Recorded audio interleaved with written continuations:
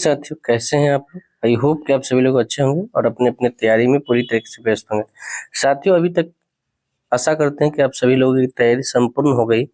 तो आप लोगों ने बहुत तैयारी किया है, अब है आपको अपने तैयारी की परखने की समय, यानी मॉक टेस्ट के थ्रू आप अपने तैयारी को परख सकते हैं कि आपकी तैयारी कैसी है।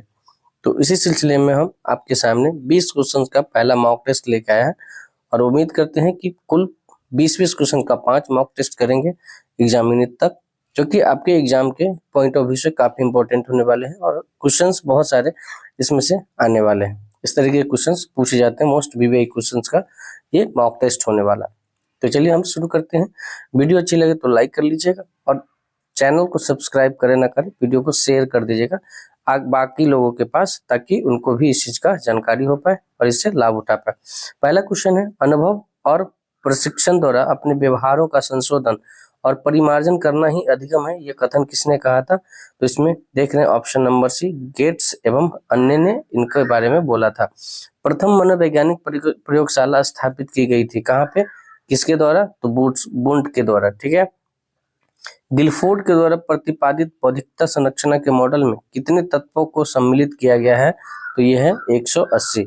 इसको आप याद कर लेंगे। ठीक है। अधिगम की उपलब्धि है ना, जो लर्निंग का आपका अचीवमेंट है वो क्या है, ज्ञान है।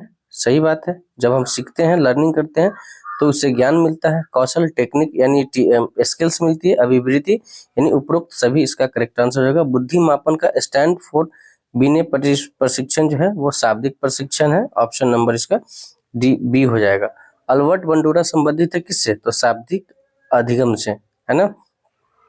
अंतर्दृष्टि अधिगम परिणाम है किसका, तो समताकृति और प्रत्यक्षीकरण का, ऑप्शन नंबर सी। आईक्यू के सूत्र में एमए का प्रदर्शन क्या कहता है, तो ये मेंटल एज होता है। ठीक है। आप लोग कमेंट में बताइएगा आईक्यू निकालने का फॉर्मूला क्या होता है। ठीक है। किसने कहा किशोरावस्था तूफान एवं तनाव की अवस्था है, तो ये कहा था स्टेल ने, हॉल ने, ऑप्शन नंबर 20 का हो जाएगा।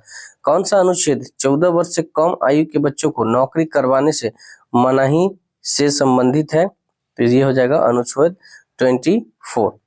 और बताइएगा किस अनुच्छेद के तहत 6 से 14 साल के बच्चों को अनिवार्य और निःशुल्क शिक्षा देना अधिकार है, किसके तहत। नवोदय विद्यालय की स्थापना की गई थी ग्रामीण क्षेत्रों में अच्छी शिक्षा देने के लिए, ऑप्शन नंबर 20 का करेक्ट हो जाएगा। ठीक है। उसके बाद हम चलते हैं, अनंत आहलावत खिलौनों को तोड़ता है और उनकी आंतरिक तत्वों को खोल देता है, आप क्या करोगे, उसकी जिज्ञासी प्रवृत्ति और ऊर्जा को उत्साहित करोगे, यानी उसको और उत्साहित करोगे, है ना, ताकि वो चीजें सीख पाए। डायलेक्सिया, ये डिसलेक्सिया होता है, ये गलत लिखा है, डिसलेक्सिया होता है। तो डिसलेक्सिया जो है आपका, वो पढ़ने की अयोग्यता को दर्शाता है। सुनील अहलावत अपनी कक्षा को भ्रमण पर ले गया है और वापस आने के बाद उसने विद्यार्थियों के साथ भ्रमण पर चर्चा की, यह सूचित करता है, इसके लिए ये निर्धारण के लिए शिक्षण है। रचनात्मक सुदृढ़ीकरण के लिए उपयुक्त विधि कौन सी है, तो ये ब्रेन स्टार्मिंग जो है वो रचनात्मक सुदृढ़ीकरण का। बाल केंद्रित शिक्षा का शास्त्र का अर्थ क्या है, तो बच्चे को अभिव्यक्ति और उनकी सक्रिय भागीदारी को महत्व देना, यानी बच्चे को सेंटर में रखना, बच्चे जो कहे उसके अकॉर्डिंग काम करना। वाइगोत्स्की के अनुसार बच्चे सीखते हैं वयस्कों और समवयस्कों के साथ परस्पर अभिक्रिया करके, जैसे MKO है ना, मोर नॉलेजेबल अदर, जो कि उनके अपने बड़े भाई हो सकते हैं, उनके दादा हो सकते हैं, है ना। कोहलबर्ग के अनुसार बच्चे सीखते हैं नैतिक विकास के चरण। ठीक है। बुद्धि क्या है, तो बुद्धि एक सामर्थ्य का समुच्चय है ना, यानी केवल कागज पेंसिल जांचों द्वारा आकलन जो है वो आकलन को सीमित कर देता है। इसीलिए हमारे यहाँ जो बात होती है वो होती है सतत एवं व्यापक मूल्यांकन की, जिसको आप continuous and comprehensive evaluation CCA के नाम से जाना जाता है। ठीक है। तो ये रहे आपके पहले मॉक टेस्ट। आप जरूर बताइएगा कि आपके आउट ऑफ 20 कितने क्वेश्चंस सही हुए हैं, है ना। चलिए।